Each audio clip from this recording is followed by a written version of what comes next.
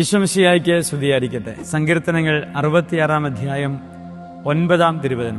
അവിടുന്ന് നമ്മുടെ ജീവൻ കാത്തുപാലിക്കുന്നു, നമ്മുടെ കാലിടറാൻ അവിടുന്ന് അനുവദിക്കുകയില്ല.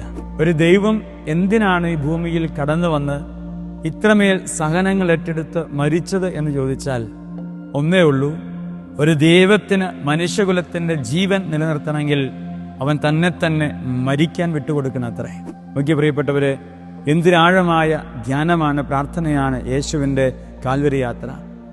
മനുഷ്യകുലത്തിൻ്റെ ജീവൻ പാപം മൂലം മരിച്ചു പോകുമ്പോൾ അവനു വേണ്ടി ജീവൻ കൊടുത്ത് ജീവൻ വിപ്പിക്കുന്ന ഒരു ദൈവത്തിൻ്റെ ചിത്രമാണ് കാൽവരി യാത്ര.